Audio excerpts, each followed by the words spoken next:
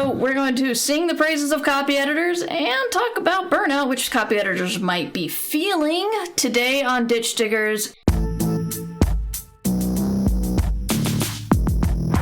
Ditch Diggers here, and ain't no wannabes here, with some not so nice advice for your writing career. To be clear, no punches will be pulled, but the punch may be spiked. How they like before they get on the mic.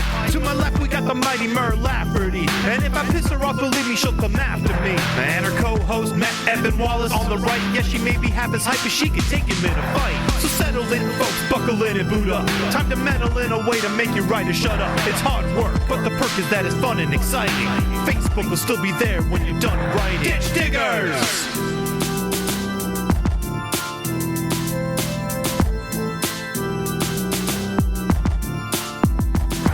Ditch Diggers! And coming to you live from the Ditch Diggers Manor Tube Station, it is the Ditch Diggers with Mer Lafferty and guest host Alasdair Stuart. Hello, Alasdair. How are you? I'm very well, thank you. That's good to hear. Thank you for having me on. It's always nice to pop in and be an emergency Matt. Not even an emergency, be a reserve Matt. Yeah, you were planned, Matt. You were planned months ago.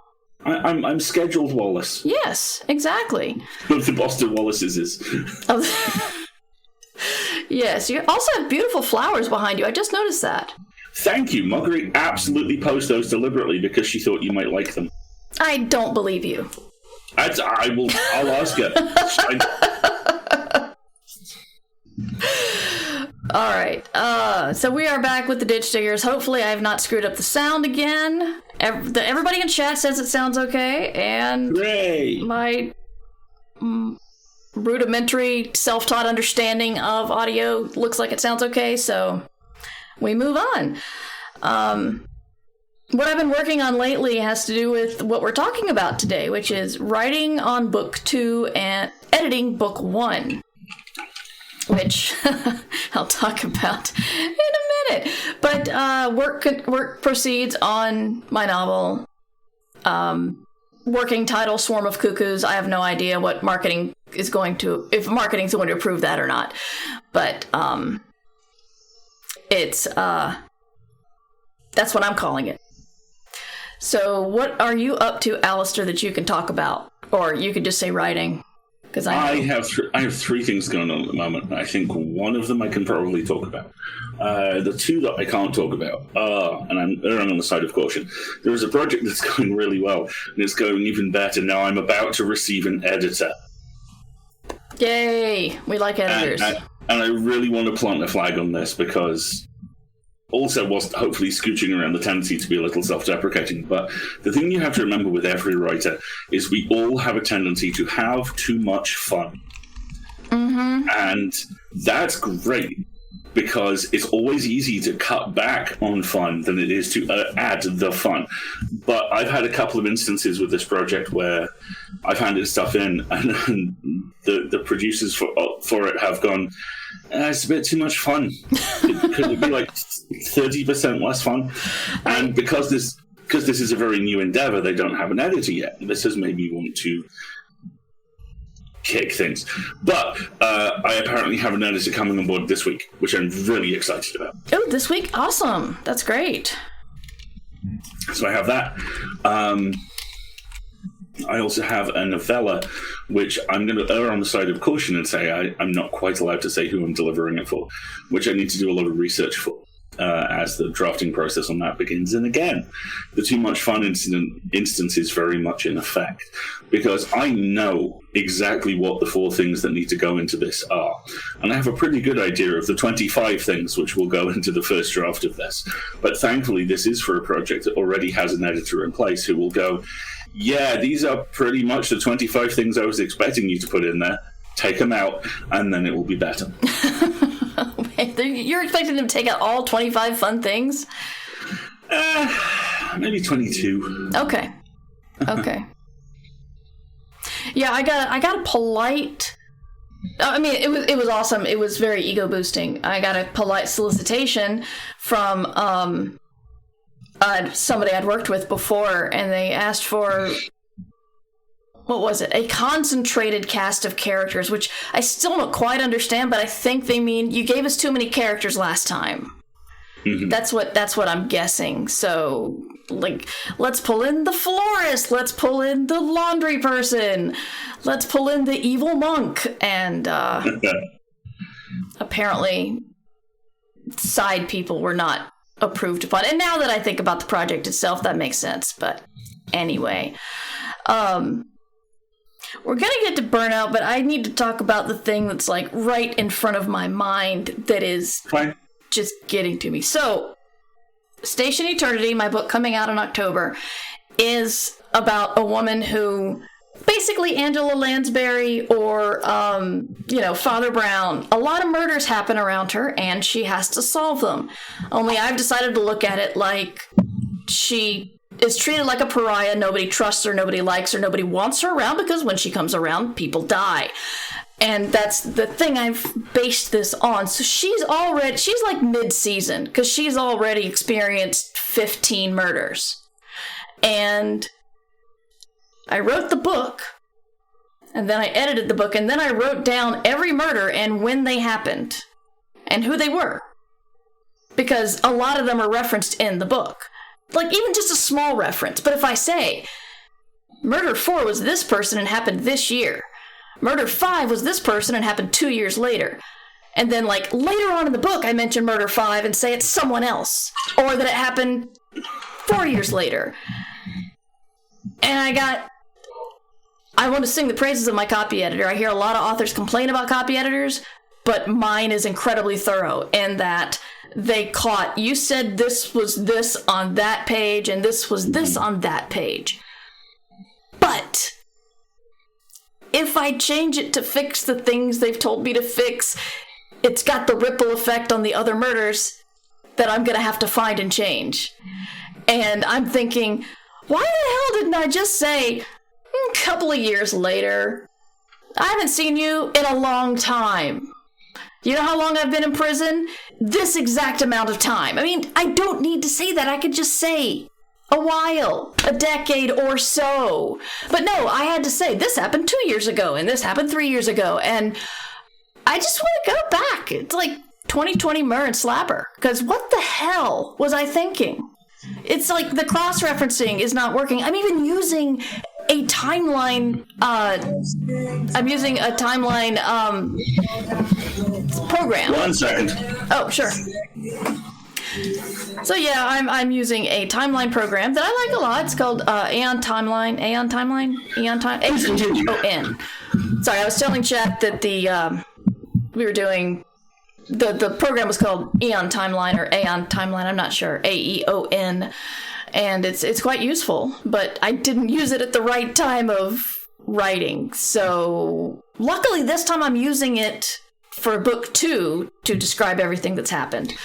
But yeah, I'm having to look at that, and I'm having to sometimes edit that and sometimes edit the book and really hope it comes out smoothly. And I don't even know what I have to say about copy editors, because a lot of times copy editors do kind of try to fix things in their own voice, or say a thing that you honestly feel is very, very clear, and they say they're confused, or they try to take something you're saying subtle and insist you right on the nose. And I've heard so many horror stories from friends, and I'm not even sure the name of my copy editor, but I need to find out who they are and send them something, because going through my book and finding, okay, you just said 50 pages back that this was the 4th murder. Now you're saying it was the 5th murder. You're saying this happened 2 years ago, and clearly it happened 3 years ago. And I'm so sorry. I'm sorry to future Murr, even like Murr in a couple of hours who has to go back to it. I'm sorry to the copy editor who had to cross-reference all of this shit. And just say, guys, unless it really matters, don't put dates in there. Don't put exactly 2 years ago this happened, unless it really matters, and you don't need to cross-reference a bunch of shit. You talk now, Alasdair. It's really interesting to hear you talk about this through a couple of different ways. Firstly, because I'm right there with you. You know, there's a thing in the novel I'm putting together at the moment which is an event that is vitally important, and I'm not quite sure where it hits, because different people seem to remember it. And secondly, and I hope this is of comfort to both you and everyone listening, it is not just you. The various flotillas of Star Trek which are occurring at the moment have been doing something really interesting with the way that particular events shift. The first episode of Strange New Worlds, which I haven't seen yet, which is why there is still moisture in my body, having not happy cried for 45 minutes, very specifically dials in on the eugenics wars, which are a very well-established part of Star Trek lore, and makes it clear that they happened later than everyone previously thought. They were called 2 or 3 different things. They're connected to a couple of actual real-world events we've experienced, something which the second season of Picard that's just finished also plays with a little bit, and makes it clear that because this is a mass trauma event, history is fuzzy. And I think that that's kind of my big take-home when dealing with big universe-defining events. History is fuzzy. Not everyone remembers this stuff. And it happens differently to different people in different places. I always remember the Sarah Connor Chronicles, the much-missed, remarkably existential Terminator TV show, which had a character show up in the second season who returns from the future to back up the existing cast. And everyone's really surprised when the folks who came back from the future in the first season compare notes with her and find out that her Judgment Day happened in a different time period. So do you think this is authors just covering their asses and retconning?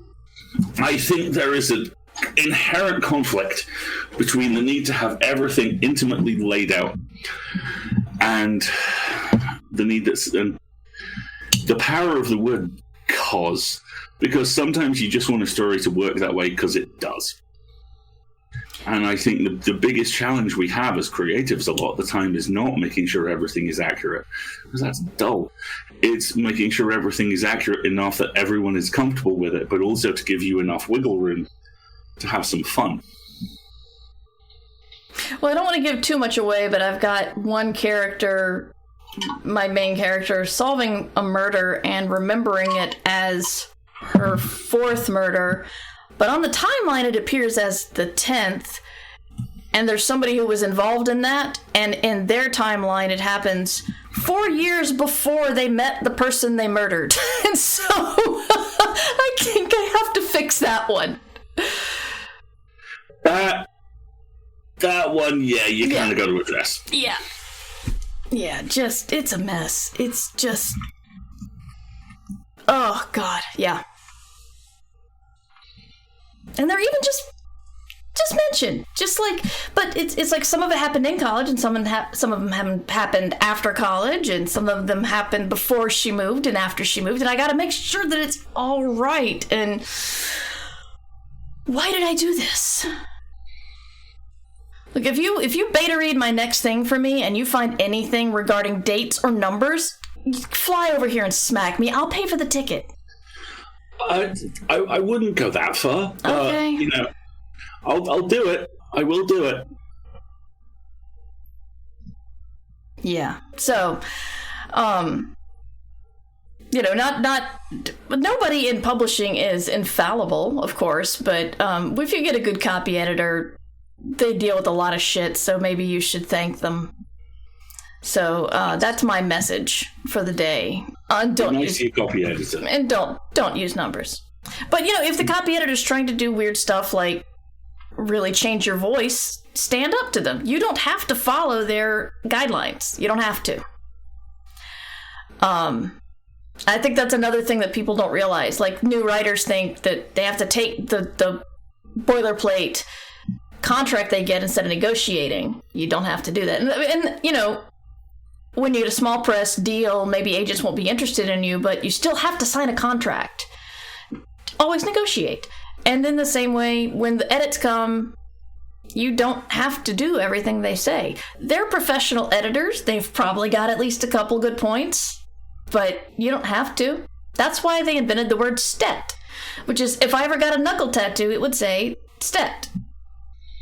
I just don't know what I put on the other hand. So I'm really glad you brought that up. What does stet actually mean? I have no idea. It took me a while to realize that TK was not a poorly written to come, but it means it's an easy thing to search for, because the only word I can think of that has those two letters next to each other in the English language is pocket knife. Apparently, STET stands for is meant to mean let it stand, used as an instruction on a printer proof to indicate that a marked alteration should be ignored. Yes. Okay, good. That's it. So I've learned something today. Yay! Awesome. And like you said, you're excited to have an editor. 6 Weeks would not have been what it was without my editor. I fully admit that. It's a good book, and it's a lot better now than the thing I turned in. I mean, I came up with all the things, but they did a lot of guidance. It is, we were talking about this before we went on air. It is the very, very weird thing about all creative endeavors, and writing in particular, in that it is built in individualism, but it's finished as a team. Mm-hmm. That you writing the best book you can isn't you writing the book that's on the shelf. It's you writing the best book you can, which the editor then works with you to make better. And the copy editor works with you to make sure that the murders all line up. And the cover artist works with you to get the best possible cover. And the marketing department hopefully work with you to get some actual marketing. And it's all good.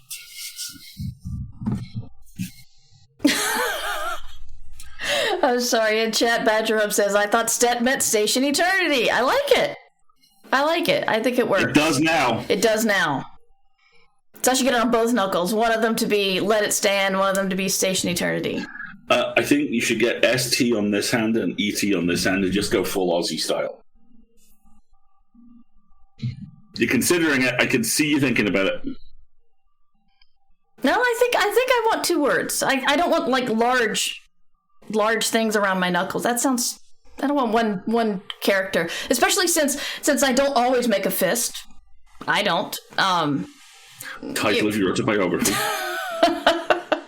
I don't always make a fist. Right. No Lafferty. I like it. Yes. Yeah. So the letters would look really weird cut up as I move my fingers around. So you have to have one. So I have to come up with another good 4-letter word that's not vulgar. I'll just go ahead and say that. My brain literally went, oh. Yeah, sorry. I know some of the people around me. But you also wanted to talk about burnout in publishing, and Matt and I discussed the mass exodus of burnt out assistant editors who did a lot of great work and were told they couldn't get a promotion or a pay raise at all for several years.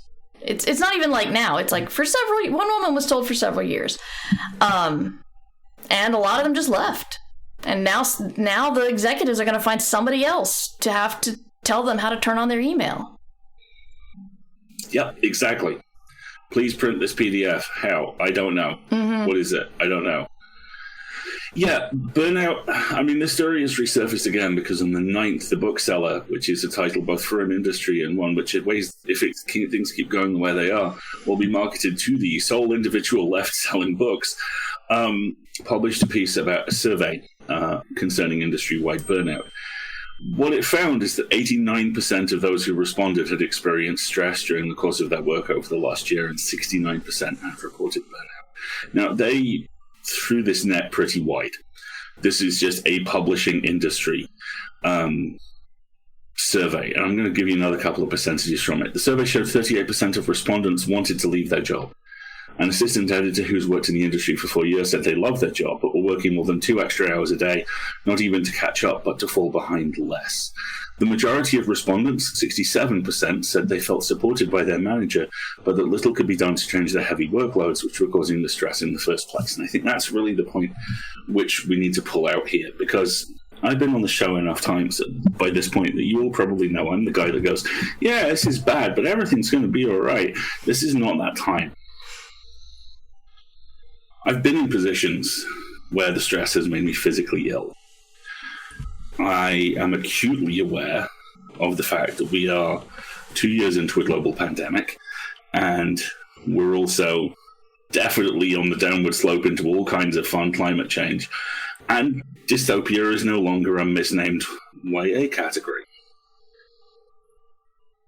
There's no comfort in saying this, but I think it needs to be said out loud. And this is probably the most Wallacean I will sound in any of my appearances, but it's not you. Every single system is broken. Every single one. It's been broken for decades, and we just deal with it as best we can. And in a normal global theatre, that's just bad. Right now, that is within sight of impossible. And the thing which I find heartening and disheartening in equal measure is we absolutely have the capacity to change this. We just don't feel like we can. What do you mean by we? Who's we? Everyone. No. I just really, it's like, are the people listening, the people who feel like I am a small fish in a pond, and if they're not published, they probably don't think that they're in the pond yet. So, yes, everybody can do the change, but what if you're just talking to us? If you mean what can you do right now, it's really simple. If you have access to an indie bookseller, buy from them. Okay. Be all right with the fact that a book will take 2 to 3 weeks longer to pick up a lot of the time. If you are part of a publication, or if you are an author who is working with a team, send your copy editor flowers. Make everyone who works with you aware of the fact that you are aware they are working with you, and that to borrow a phrase from a terrible human being, the status is not quo. Because that has to be the first stage.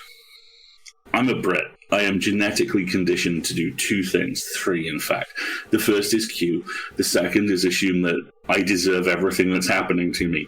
And the third is just keep calm and carry on. I hate that phrase more than very nearly everything in the world, other than the joke that circulated endlessly yesterday, where people were going, "Oh, but look, the new Doctor Who is a black, probably gay man. That's just a woke agenda. Ha ha ha, he's Scottish. I was joking because he's Scottish." And that, with a couple of exceptions, made me want to gouge my own eyes out. He's the 3rd Scottish actor to play the role in a very short period of time. Oh. That was meant to be the joke. And instead it was the type of Gervaisian edgelord bullshit nonsense that just hurls the planet an iota closer to the sun every time one of us does this. The empowerment we have, the opportunity we have to empower ourselves and to make change is really simple and really difficult. And it will feel like nothing is being done. And it's this, we can't take anything for granted. And in a professional environment, that especially means the people we work with and the organizations we work with. I'll pull from my own experience. I've been triaging my job for a month. I could have got this editor a month ago if I wasn't frantically trying to put this stuff together. Mm-hmm. That's not me blaming that myself.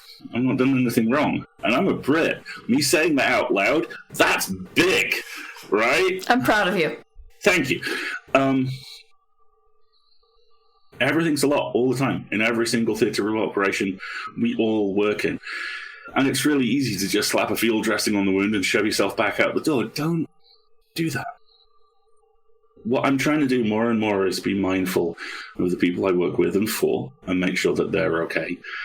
And when stuff happens, either work against it or work around it. Now, what I mean by work against it is, like I said, it's really, really tempting to order stuff from Amazon, and a lot of the time it's compulsory, especially with books, because if you got Prime, it shows up the next day, and it's great, and this little dopamine hit. You've all been trapped at home for 3 years. God knows we need those. Yeah.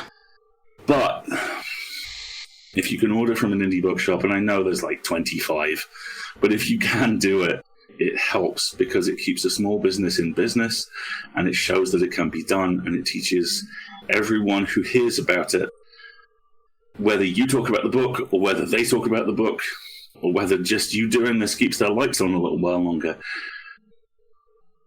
the survivability ratio increases over time. And that is where I find my hope these days. Not in collective action. Live in a country which is currently in the grip of a scandal concerning the leader of a political party who didn't have a meal, didn't have a Christmas party because it was cancelled, and is somehow had to say he will resign if he's found to have broken the rules. The rules that the Prime Minister of the country broke 15 times after he wrote them. Well, rules are for other people, Alasdair. Every politician knows that. Right. I have not had faith in large-scale organizations since I was 15.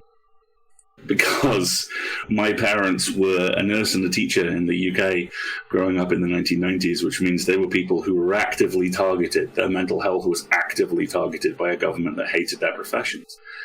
And from a professional point of view, from my professional point of view, 2019 was basically, for me, that scene in Airplane where there's the hysterical passenger and someone tries to reason with her and calm her down, and then the next person just slaps her, and there's the line of people with ever more terrifying weapons. Yeah, the pipe wrench. Yeah, I remember the pipe wrench. I had 4 separate name organizations which are regularly held up in conversations I promise you pretty much all of you have had as the designated grown-ups in the room. Tread on me. I remember. Actively damaged my emotional and psychological health, and it took a full year to come out the other side of that. I was very, very angry for a very long time, and I had my reasons. Now, I'm doing a very good job of practicing targeted optimism. I'm a very optimistic human being. I believe every problem we have, we can solve, but we have to solve it. And we do that via tiny actions. You buy from an indie bookstore. You make sure the people that work with you and for you and are appreciated. You throw belligerent kindness out into the world. You make that part of professionalism, not the bullshit, chest-pounding, turfy incel nonsense that's been circulating on Twitter about, well, I think highly talented people don't really need high-paid jobs and a sensible work-life balance. No, Chad, the people who you're talking... Yeah, seriously, this was a tweet yesterday. I just looked at it and went, no, Chad, the people that you're talking about are just the people who are terrified of you. You're allowed to be a human. You're allowed to take breaks. Yeah. And you're allowed to tell people who you work with that they're appreciated. The only system I still have faith in is the system of individual small-scale communities. Communities like the one you have on Twitch, like the one we have on Twitch. Communities like the digital publishers which have sprung up in the, it turns out, 15 or so years since podcasting was invented. Oh, fuck you. Oh. Yeah, just push the button. You know where the button is. Just push it. Just you have it. Just push the button. You tell me what podcasts actually are now. Tell me they're audio programs on the internet. Tell me that. Did you know you can circulate PDFs through them? No, nobody knows that except for me because no one listens to me. I delivered an entire book via PDF. God damn it. So I mean, this is kind of my big take home from the publishing thing. Ultimately, it boils down to 2 choices. There's the nihilistic one, which is the best way that we can change all this is everything just breaks, and I'd love that on some level. I would love to see an industry just completely rebuild itself, but I don't think that's something which we can do. So I think we rebuild it ourselves, and we rebuild it through individual kindness and personal responsibility. And that's really difficult. And that's a much larger conversation than one we can have here. But in a professional and industrial setting, I think that's one of the very few conversations everyone has to have. How can you help? How can you build other people up? How can you trust other people to build you up? When we did our Spoilers Club book club, I need to edit that and put it in the feed. One thing that Lily put in her book, and I should have told her this because it really did not read like a debut. You should read it, Alasdair. I know you're a fast reader, but this is One for All by Lily Lainoff. It's it's in my pile. Can't wait for it. Okay. Well, one thing they cover in the book, and she had to boil it down and put it into the mouths of teenagers, is, okay, the monarchy sucks, and it's awful. But if we allow these people to take down the monarchy, the little people are the ones who are going to suffer. Yeah. So we're upholding a crappy system because we don't want that system to fall and make things much worse. And, like, one of them actively hates the king. And, but she knows that defending him is part of her job as a musketeer, but also, it's status quo ain't great, but it could get a lot worse. Yeah, absolutely. And, when you say let it all die, let it all burn, it's the little people who are going to suffer. It's like someone screws their assistant. There's a big scandal. They're given millions of dollars and told to go home. I mean, it's unbelievable what the executives rich get away with. It's unbelievable. The example I always put myself in with that particular situation almost reminds me of is Bull, the Michael Weatherly vehicle, where I think season 3, season 4, they made a huge deal out of announcing Eliza Dushku was joining the cast as a regular. She lasted 2 episodes because it turns out he harassed her, and as near as I can tell, she basically went, "I can break your face or I can leave. Which would you like?" And it took 3 years for her to be given a ridiculously small sum of money, relatively speaking, during which time the show remained on the air, and it's just finished its 7-season run, which means it lives forever. Yay, let's go back to the good news. I'm sorry I got off on a rant. It's not... This is kind of the large meta point I'm trying to make, which is it's really easy to get horribly bummed out by this stuff because we're surrounded by a horrifying tapas of awful at any given time. It's all those crappy little bits of shark, which are fairly certain just rat that's been shredded, all that kind of stuff. But there's always hope. And that always sits in individuals and in how individuals form relationships. Because you're right, pretty much all these situations and all these industries are broken at the genetic level. But if we're going to live in ruins, we can decorate them, and if enough of us decorate them, then sooner or later we're going to start renovating them. And once we start renovating them, that's when you start to see change. I mean, if you want me to tear something from the headlines, I will absolutely do it. The fact that the next Doctor is a Rwandan Scot called Ncuti Gatwa, who is magnificent in the Netflix show Sex Education. I mean, Gillian Anderson is in that cast, and you notice Ncuti Gatwa. That's how good he is. Mm. He has scenes with Gillian Anderson, and you notice he's on screen. Yeah, I'm pretty sure she carried the whole of Crooked House on her own. I don't think there were any other actors in that movie. I have never seen a more deeply endearing power move than when she was asked if she was coming back for the X-Files season 12. And she just went, "Oh, no."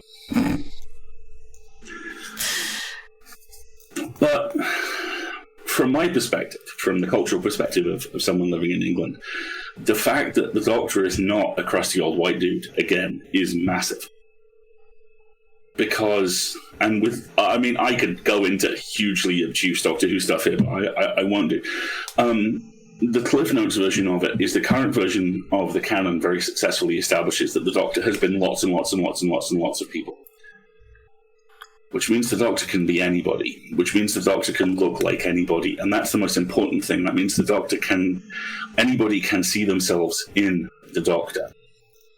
And this is, I would argue, the most important thing that creatives do. It's not just that it is our responsibility to make a fair living for ourselves and not be colossal dickholes.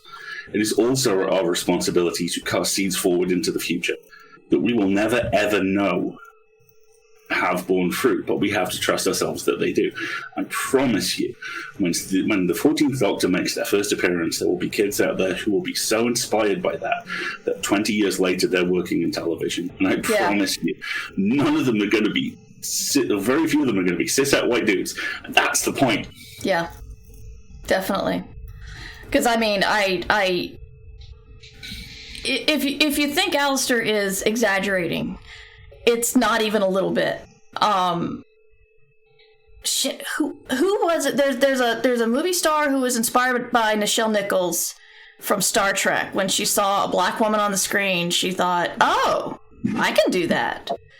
And she did that to a lot of black girls.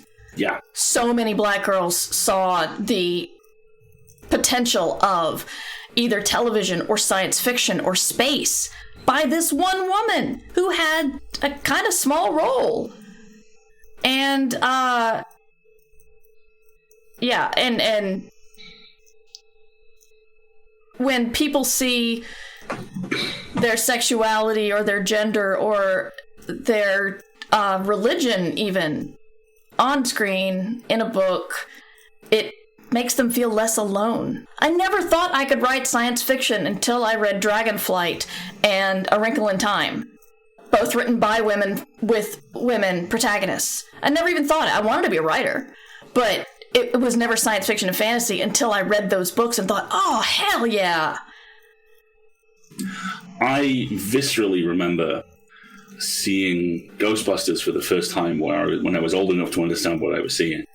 And I mean, the initial response I had was the initial response a lot of people had, which was, Venkman's awesome. And then you watch the movie as an adult and you go, Venkman's a sex pest. But the second response that I had, which stuck with me my whole life, was I looked at Egon and I was like, he looks like me. Mm-hmm.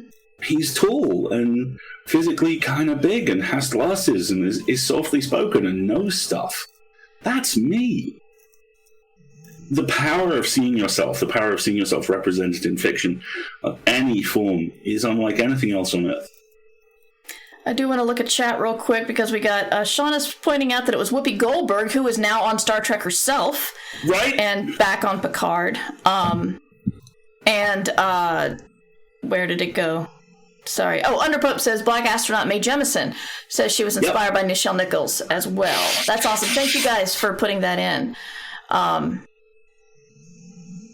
Yes, it's also important to see couples like them getting happy endings. There's something really powerful about that, which is why if you have a non-straight person in your book, don't kill them. Don't kill them. Please don't kill them. Maybe see what they can, maybe even give them a happy ending.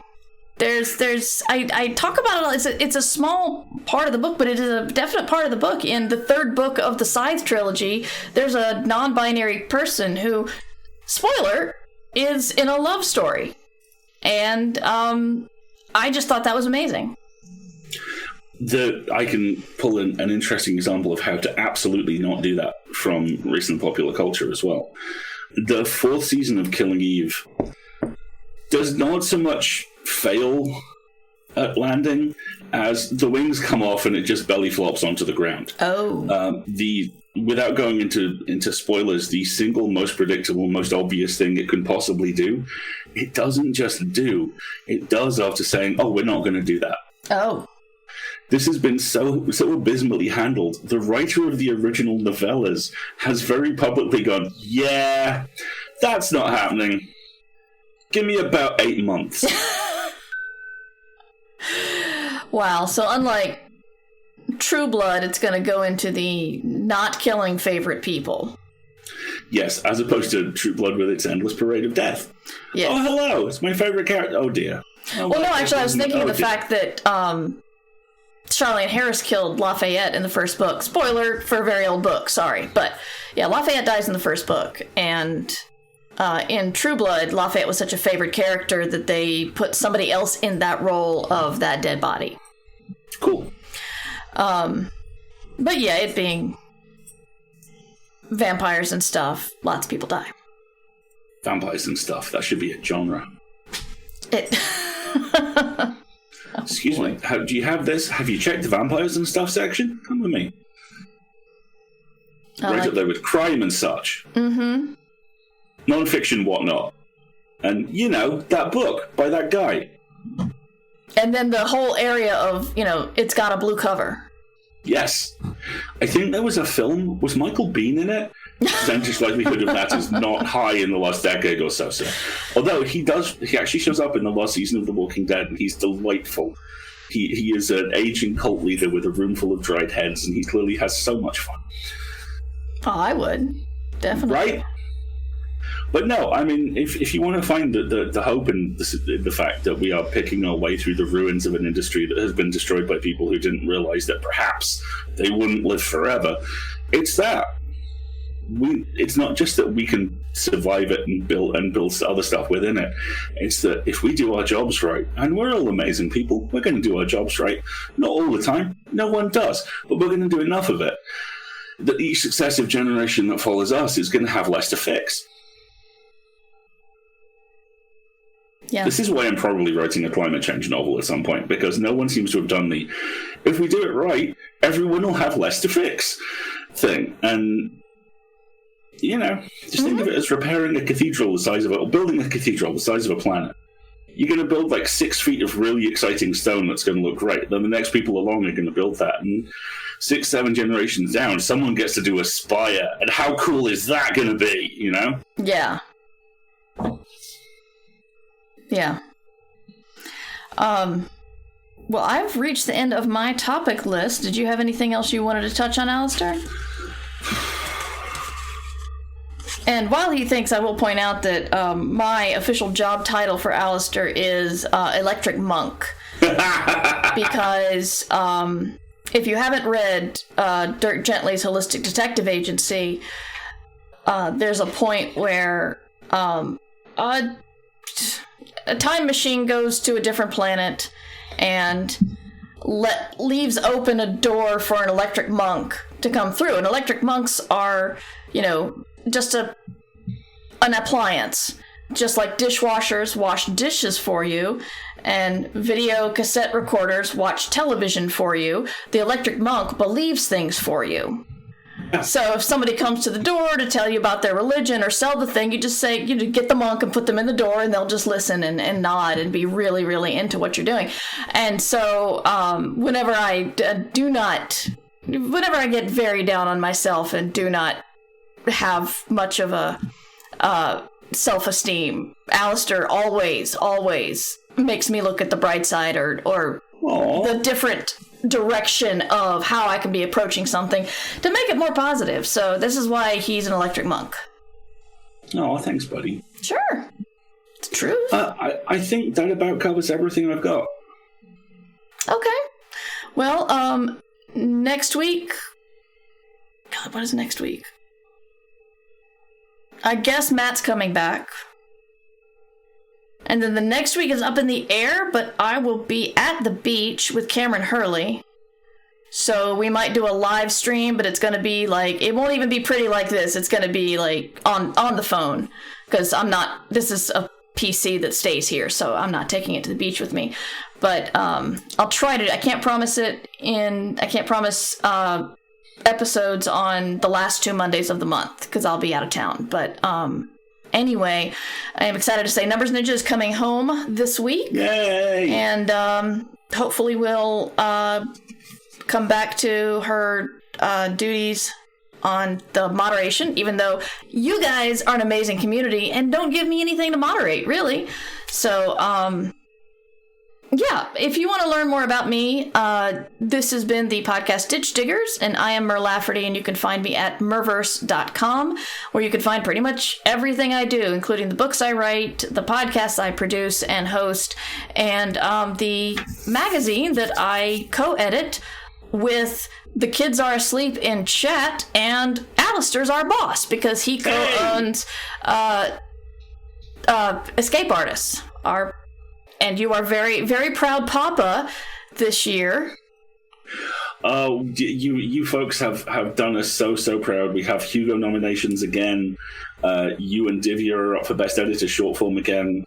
My Glorious Nonsense, edited by the love of my life, Muggery, is up for Best Fanzine. We've got it covered. I think we got Podcastle in Best Semi-Prozine as well. Yes, and the Ignite Award, where you got the trifecta.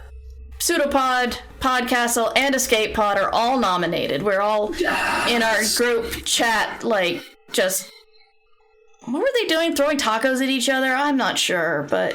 Are you unaware of the provenance of Team Taco Pulley? I think I am unaware, but you can tell me later. This sounds like it would get really into it. But I'm going to check and see who's online. Alasdair, tell us where to find you, or somebody can do !Alasdair with a D in chat. You can get the link to all of his stuff. The best place to find me is probably on Twitter, against every better judgment and instinct I have, which is at Alasdair Stuart, which is ALASDAIRSTUART. The link that's in chat goes to my card, which always makes me smile because that hard R sounds exactly like the Bristolian accent. So, it's like, here is my card, and that will have links to all my other stuff on there. I Twitch stream twice a week, Wednesdays 10 to 12, and Sundays 10 to 12, just the other... 10:30 to 12:30 in the morning. At the moment, in the morning, Marguerite's playing Outer Wilds, which is amazing and weird. And on Wednesdays, we just had a fantastic interview with the staff of Black Tabby Games, who are making the excellent Scarlet Hollow, which is just a superb visual novel narrative horror video game. And this week, we're locking that down at the moment. It looks like we're going to be doing a couple of readings, and then we'll maybe step into another video game in a couple of weeks. Also, this coming Friday, our Hugo Award-nominated newsletter, The Full Lid, edited by Marguerite and written by me, will go live. I'm still locking in the content as we speak, but at the moment, it's the interstitials between big pieces are tributes to the legendary comic artist George Perez, who recently passed away. The playout is John Oliver taking English food to food court, as it so richly deserves to be. And the big stories are probably going to feature a very good horror movie called Everybody's Going to the World's Fair, and one other thing, which I'm in the process of locking down. Okay. Oh, and I have to do a quick endorsement. We binged The After Party this weekend, and I'm so excited to watch to watch it again with Numbers Ninja when she gets home, because it is, if you have Apple TV, it is so much fun. It's a murder mystery done with a Rashomon style, so you get the story from everybody's point of view, and it stars Tiffany Haddish, and it's delightful. And I absolutely love it, so I'm recommending that. And remember, when Alasdair said times, he is on British time. So right. Oh, I'm just looking at the cast for this thing, and my God, I mean. Oh yeah, it's got the woman, the demon posing as an Indian woman in The Good Place. It's got her. Ben Schwartz, the voice of Sonic. Yes. The good Franco, Ike Barinholtz, and Sam Richardson's in this thing. I'm absolutely going to watch it. If you haven't, Sam Richardson is the star of one of my all-time favorite horror movies, which somehow is the adaptation of the Ubisoft VR guessing game Werewolves Within. And it bears the tiniest resemblance to the game, but it's him as a park ranger who has been stationed in this nowhere little town at the exact point that werewolf attacks start to hit. And it is so funny, and he is just so inconceivably charming in it. I really, really hope that dude's career takes off massively, because he's great. Yes, I can't recommend it enough. It's awesome. As the Kids Are Asleep pointed out, thank you, Kids Are Asleep. Space Valkyries has just started their stream, and we can go raid that. So we can do hashtag #MurRaid, throw in an evil Mur or a chicken or any of my emotes. Val knows. So, oh good, my Stream Deck's back up, so I can actually push a button and have something happen again. Thank you to Badger Hub for the resub. Thank you to Corvid Castle for the follow. Very much appreciate it. I will be back tomorrow at 3 with I Should Be Writing. I might be talking more about numbers, but in more detail. I might even share my screen or screenshots, depending. Tell them about the Goodreads thing, man. Oh, fuck. Goodreads! There's a Goodreads giveaway for Station Eternity. Is the link available? Can we get it to you in time? I don't know. Oh, no. Thank you, Alasdair. You should have said it earlier, though. Goodreads, bang Goodreads. Okay, bang Goodreads. There we go. There's the link if you want to sign up. US only. I'm sorry. If you want to win a copy of Station Eternity, sign up at Goodreads, because you'll get a galley and you'll get it ahead of everybody else, and the rest of us have to wait till October 4th. It's been so long I forget what's in it. But which is actually my birthday. Your book is coming out on my birthday. That's right. Yes. Anyway, Alasdair Stuart, thank you so much for your time and your optimism. Thanks so much for having me on, buddy. It's always a delight. Released under Creative Commons Attribution, Non-Commercial, No Derivatives License. Our music is from Devo Spice, devospice.com. Ditch Diggers! This is a free show that is funded by our patrons. You can help out at patreon.com/mightymur.